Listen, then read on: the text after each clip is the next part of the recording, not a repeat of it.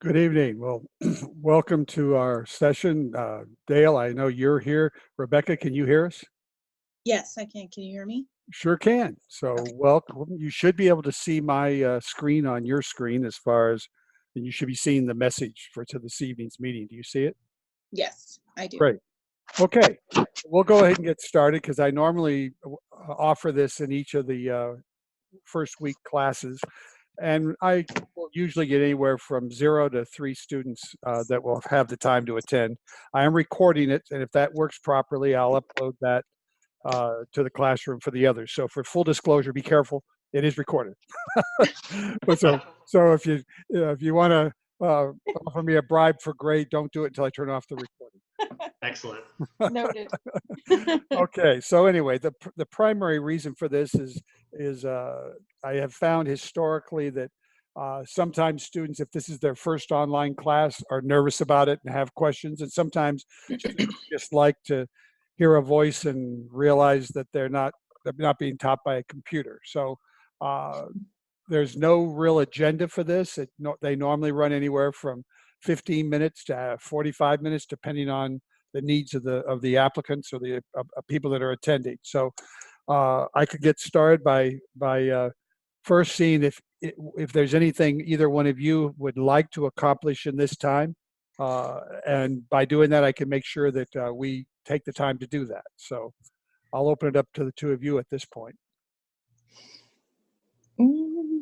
Was there anything in particular you were looking for, or were you just trying to say, hey, this is a neat idea, I'm going to see what goes on? That's where I'm coming from. Okay. Yeah, I definitely just would like to navigate through the Okay. different tools that are Sure. All right. happening in the classroom and more importantly, the discussion post and the Sure. template that has Okay. to be used. Then let's basically just start from the beginning, and I'm going to just take you through the different major components of the classroom.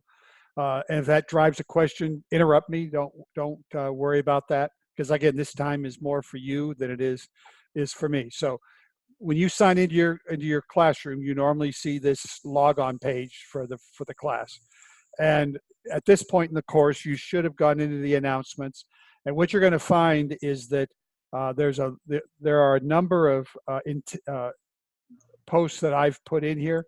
You're going to be seeing my screen, and that's because I have already developed a number of pre-planned messages that they're going to populate into the classroom as we move through the course. But these announcements are, for the most part, intended by myself to address issues that students have had in the past. Simple things like, what does it take to earn full points in a discussion forum? The answer to that, in a nutshell, and we'll go look at those in a minute, is you want to respond to the original discussion question no later than midnight your time on Thursday evening, and then you have until Sunday midnight your time to post at least 2 constructive posts to your peers. So at a minimum, you have to earn full points. You've got to do a substantive post by Thursday. You have to respond to a peer's post at least 2 times to 2 different peers. Anytime in the week, you can do that ahead of time, but you have to do it at least by midnight on Sunday. Those posts, the peer posts, cannot be made up if you miss them after the week closes. But if, for example, you had a situation where you couldn't participate in the class and you missed your primary post, that can be posted once the week ends. And I do award points for the participation in the classroom as long as you post your original response, even if it's late. You lose 10% of the points for tardiness, and you don't get points for your peer posts if you didn't do them. But you can make them up, and I've covered some of that here in the late assignment notice. We've talked about you have the management lab opportunity. That's where your quizzes occur, and when we go into the classroom, we'll go through that. This is a note that I put in to try and help students. It sometimes amazes me that students don't realize that Wikipedia is not an authorized source. That's not to say it's a bad thing to go to. I encourage students to use Wikipedia for the purpose of trying to find other sources, but you never cite Wikipedia. And the reason for that, if you're not familiar, is that's a site that anybody can edit or monitor or change, and therefore it's not a scholarly source. So we never use Wikipedia. I don't take off points for it as long as it does not appear in your final project. But there are professors, if not at our university, at other universities, that just the sheer fact that you use Wikipedia, they'll fail you in the assignment. So I would encourage you never to use Wikipedia as an official site. And then there's a lot of others. There's guidance here about, I've given you in one post here, and this is in the classroom. We'll look at it in a minute, but it gives you all the links for all the various elements of the final assignment. I've also provided you right here with a sample project. So that's a project that actually shows you what a finished product looks like in the case of one of the students that gave me permission to use theirs. And then throughout the rest of the course, I have all these other messages that you haven't seen yet that are coming that are designed to help you, to remind you when assignments are coming due and so forth. So if you pay attention to the announcements, it'll help you to not forget things. And then, even though it's not required by the university, I have found that it's helpful to students that struggle with either learning from a textbook or whatever. So even though we're not a live classroom environment, for most of the weeks, at least the first 5 weeks of the course, I've actually created a recorded lecture on the reading material for that week. So you can literally use these PowerPoint presentations, and it's a video, and I tried to make them each about 10 minutes long so you don't have to do them all at one time. But you'll find in each week of 1 through 5, I've provided you with these links that actually is me lecturing you on the reading material for the week. So I encourage you to take advantage of that if you can. I also have I will be giving you every week an introductory kind of lecture about the material for this week. So for example, in week 3, this is the lecture that you're going to see. And it gives you some insight as to the topic that we're going to talk about that week. And then you'll always get these reminders from me in the announcements and each week of what assignments are coming due. So any questions about that portion, about the announcements and some of the material you'll see there before I take you to the classroom? No. Nope. Okay. The next most important area is the learning module area. This is where you find your official assignments, although I'm telling you about them each week. This is your official location that gives you your syllabus, gives you your weekly modules and the assignments that are due each week. This is where you get into your management lab. Are you both familiar with the management lab concept? Not really. No, it's first time I've used it.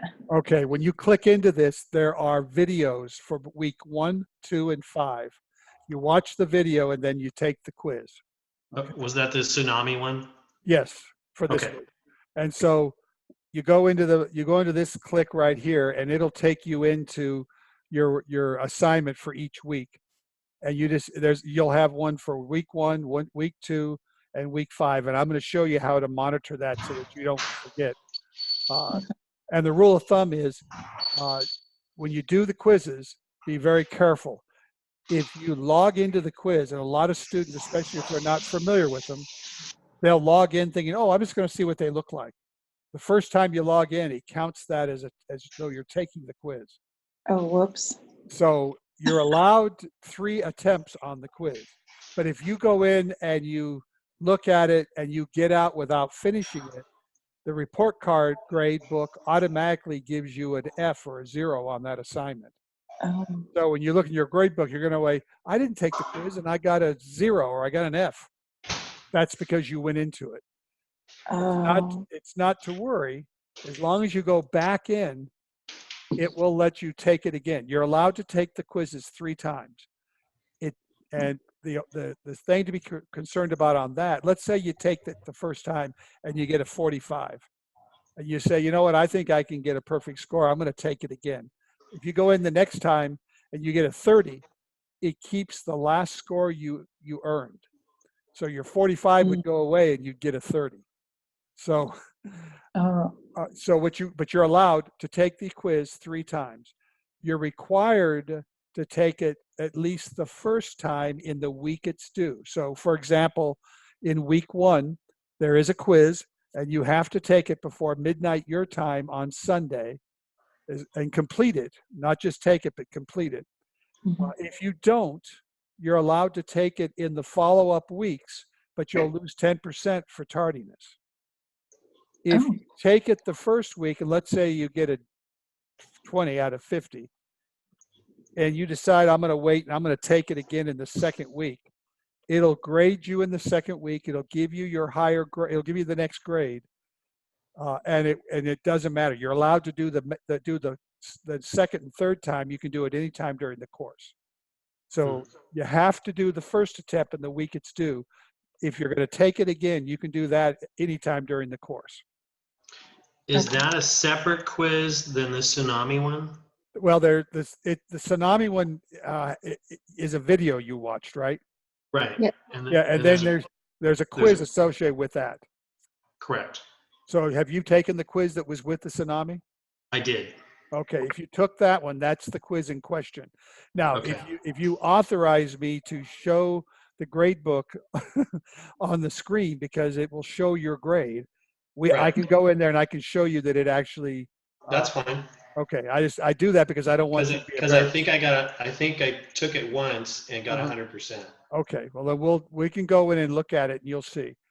So this is where but each of these, if you go into week 1, for example, there's the assignment for the week 1 discussion, and there's a tsunami exercise video, and then it tells you about your final project selection here. So these are links that will also take you to those assignments. And then if you go back into coursework and you go under the discussion segment, that's where you see the classroom with the normal discussions. And so from my perspective, when I look at it, I'm seeing the fact that 42 people or 12 people have posted. There's been 42 assignments and I've graded all but 3 of them. Let me go into the regular assignments so we're not looking at the ungraded portion. And so what you see is similar to what you'll see in your own, and you'll see the individuals with their post, and then the sequential post from me or any other students that are responding to them. The key thing with the discussion forum, and the thing that some people struggle with, and let's just go into the sample one so you can see it. If you have the option, 2 options of how you respond and answer these, and it depends on where you feel most comfortable. If you notice the one here, the sample was done in Word, and it was then attached as a Word document, and that's how this student did this assignment. You can also embed it directly in the discussion forum. The problem with the discussion forum is a lot of times formatting like tables and things becomes a little bit more challenging. So you may find it easier to just go ahead and do your assignment in Word, where you can use the options like tables and spell check and so forth, and then just attach the Word document to your discussion forum as an attachment. Okay. That would probably be the easiest way to do it. You can do it in the classroom per se, and let's go back in and look at the one that I just had up. The problem you run into, and I'm not being critical of this student, I'm just expressing what happens, okay? But here's a student that's done a very nice job with their presentation, but you can see it gets very difficult to follow and very wordy because Sure. they're finding it difficult, and it's very difficult in this format to do a table.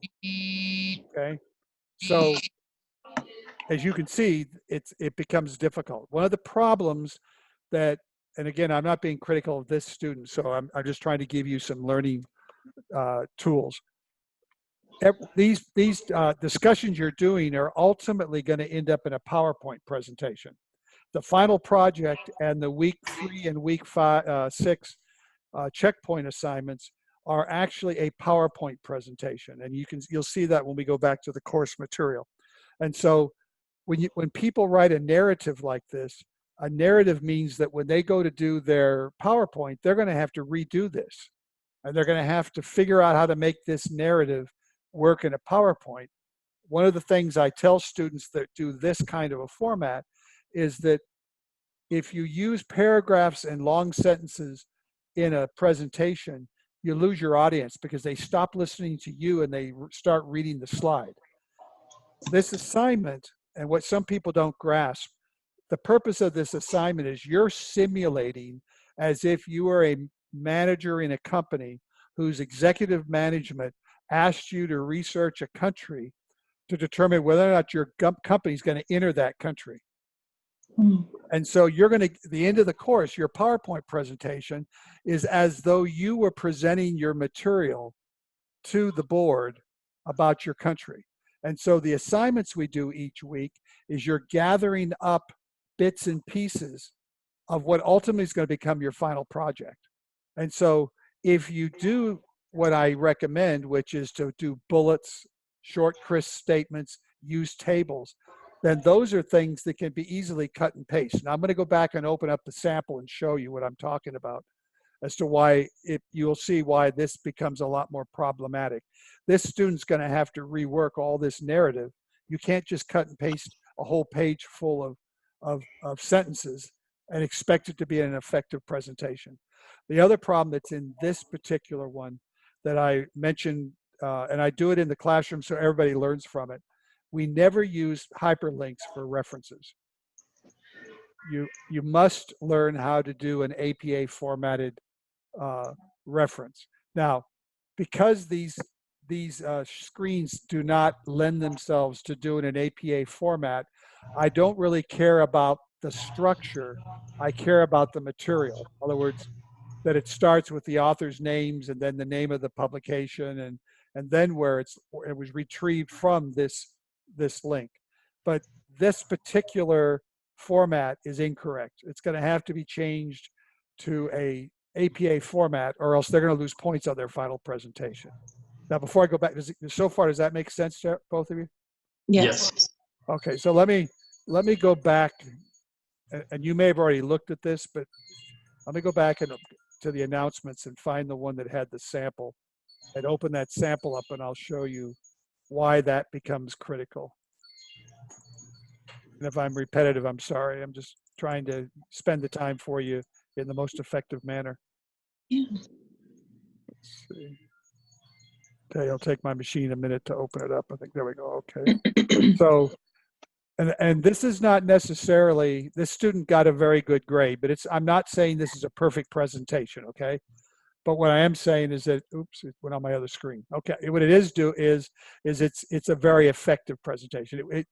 The student got a very good grade, but this was the way they did it.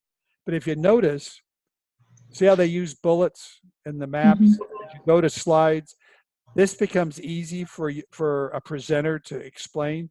You don't have to put everything that you're going to say on the slide because you're going to be speaking to this slide. So a PowerPoint in a business presentation is basically the outline that you're using to do your presentation, and it's intended to make sure you, the presenter, don't forget something.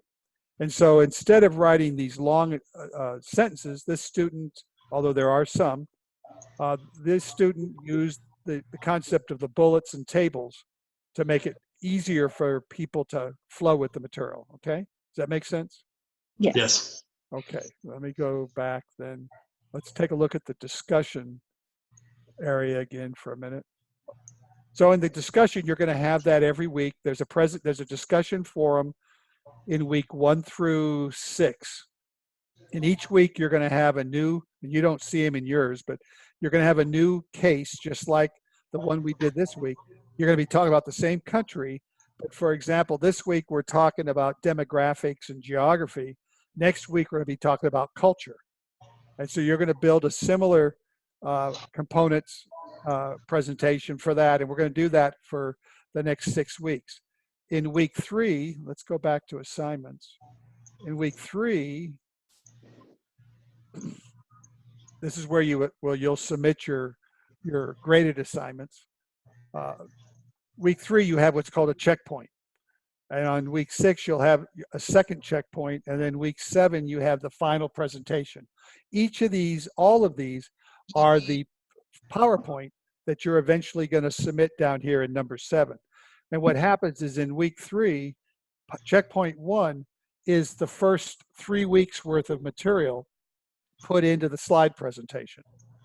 I will then give you feedback about your presentation, make recommendations on where you could improve it or do better. You'll then make those corrections, and then in week 6, you're going to add the week 4, 5, and 6 material to the corrected PowerPoint, resubmit it, and I will again give you a grade and also give you feedback on areas to improve it. You're then going to add a few slides in week 7 to that corrected second submission, and in week 7 you'll submit the final PowerPoint presentation. And so it's a building block, and you have the opportunity to get feedback from me twice before you receive your final grade, so that affords you the ability to get feedback and not get, end up failing the assignment because you didn't understand it. In the discussion forums where I showed you that link that took us into the PowerPoint, in that same location, I had discussion there about what the resources were that you were going to need to do the PowerPoint, to do the assignments. And so I'm trying to think. I think let's see if I can find them here. Yeah, here we go. There. So underneath your start here, which is underneath the course menu, you've got your syllabus, and you've got various information that pertains to how the course is going to go. Assignment guidelines and rubrics. When you open that up, here's your final project presentation template right here. This is the grading rubric that I've also put in the announcements for the discussion. And this is the grading rubric for the final project if you want to see how it's going to be graded. And then this is a guide or an instruction manual on how it works. So when you open up this template, what you get is you basically get the skull and bones of the presentation that you saw that sample of a few moments ago. And you can see the slides are already here with the headers, and you just have to fill in the gaps. And so for example, checkpoint 1, you will do those topics that we've covered in weeks 1 through 3, and you'll go ahead and build those slides. And then you'll submit them to me, and I'll give you feedback. So this is what you're following, and this is the entire final assembly or project. If you go back and look again at the sample I showed you, you'll see that this is where they started from. Pardon me, I apologize, allergies. If you notice, these are very vanilla, and I would encourage you to have fun with this. And as you notice, that one student used graphics and pictures and a bunch of stuff that they just found online, and you're free to do that as well. But that's the template that you're going to use for all those assignments, and you just pardon me, you just do the slides that you've accomplished up to that point. The one thing students often forget is at the end of this presentation, there's a slide for your references. So each time you submit one, like when you do the checkpoint 1, you need to put all 3 of your first week's references in proper format on the reference page. And then when you do the checkpoint 2, you're going to add weeks 4, 5, and 6, and you'll add those references onto the same reference page. Okay. Mm-hmm. So that you're basically building it throughout the class. All right. And I will, I'm sorry, I just exited out of it for a second. Let's go back. And I'll be giving you feedback throughout it. You get feedback in a number of ways. You'll get feedback every week to your material. And that if you take my feedback and you modify the input that you did originally and just save it, then you're all set. And what a lot of the students that want to get ahead of the game, is they get that PowerPoint presentation, and each week as they get their feedback from me, they modify their entry and they go ahead and put it into the template. Even if they don't do the pretty art and everything, they'll put the information on the slides and clean it up so that when they get to the end of week 3, all they're having to do is fine tune it and add the graphics. And that would save you a lot of time in the long haul if you have the time to do that. Okay. I'm trying to see what else. You got the assignments. Like I said, let's look at the grade section since I haven't put a whole lot of grades in. And let's see. Okay, so we'll just go down here if I can get my screen to respond. And Dale, it says you did your quiz and got 100%. So you did it correct. You did it correctly. Okay. And had you not done it correctly, you know, several other people as well, if you had gotten a 40, there'd be a 40 there. You can go into your grade book and you can always look here to see if you see a grade other than what you expected. Just go ahead and drop me an email and I'll let you know immediately, you know, what the problem was and whether or not I fixed it. Okay. What is the assignment, the 1-2 My Management Lab? Okay, that is the quiz.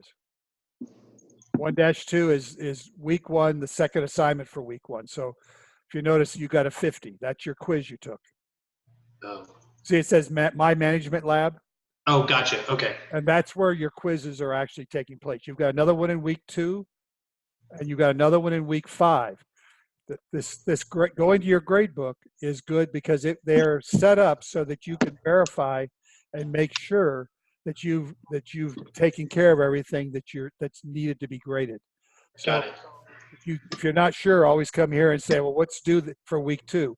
Well, you've got a discussion forum, you've got a week 2 lab, and that's it. If you do those 2 things, you're finished. Got it. Okay, so that's a good checkpoint for here as far as whether or not you have done everything you need to do. The other thing you can do is look in the assignment area. This is where you actually upload your checkpoint 1, 2, and final presentation is in this area, and it will show whether or not, once you submit it, it'll show whether you've submitted it. And this is also where I go in to grade the assignment. What I try to do on the assignments is I try to grade them within 24 hours of receiving them. So within 24 hours of the end of the week, I try to have your grades entered in the grade book and your feedback to you. And I do that for a couple of reasons. Primarily, it's because you're building on last week's work. And so I don't want you to be stressed about whether or not you made a mistake. And I don't bother giving you feedback for a week. And then all of a sudden you're sitting there doing your next week's homework and you haven't seen my feedback. So I make a personal commitment for some reason it logged me out. I'm gonna have to go back in. I make a commitment to the students that I attempt whenever possible, unless I'm sick in the hospital or whatever, I attempt to grade your homework assignments within 24 hours of the week ending. And in some cases, I'll grade it even ahead of time. So for example, if you enter your checkpoint one assignment in the middle of the week and I see it, I'll actually go in and grade it immediately so that you get the grades quickly. I think I've only missed that goal once in the past 3 years. So I will make that commitment to you. Pretty much that's the bulk of the course. You're in week 8, you'll share your PowerPoints with your fellow classmates. That's just uploading your final PowerPoint presentation so everybody can see what it looked like. The only thing else I tell students that can be beneficial, if you're not using Grammarly, I would recommend it. If you can get the free download app. If you don't use it, it works in your emails as well as in your assignments, and it's free. It's one of the best softwares out there to help with grammar and spelling. So whether it's this course or any future course, I would encourage you to download it. It's a free app. It's called Grammarly, And if you're not using that, I would encourage you to look into it. It's good for personal use as well as for school. Is there anything else about the course that I haven't covered that would be beneficial for you to answer? No, that was very helpful. No, this is great. Okay, I think other than that, it's pretty straightforward. I'm always here. I'm in the classroom a minimum of twice a day. I tend to get in the morning because I get into work early, so I'm often there, sometimes as early as 6:30, 7 o'clock in the morning. So you'll usually find my feedback there. I'm rarely in the evening, but I'm there throughout the day and in the morning. I'm available by phone. All you got to do is send me an email telling me a time, and I'll either give you my cell phone number or you can give me yours, and I'll call. And this software, I own it, so it's if there's a need for a live consultation or a conference, I can set that up as well. Great. Okay. Okay, great. And if there's anything in the course that's cumbersome, let me know. If there's anything that worked really well, I'd love to hear that as well, so that I can ensure that I use it for future classes. All right. Okay. All right. Well, thank you for your time. And like I said, if this system works right, I'll be uploading the recording so others can hear the information. Otherwise, if it doesn't work, then hopefully this has been beneficial for you. Yes, it has been. Thank you. Thank you very much. Have a good evening. I look forward to working with both of you. Thank you. Good night. Well, good night.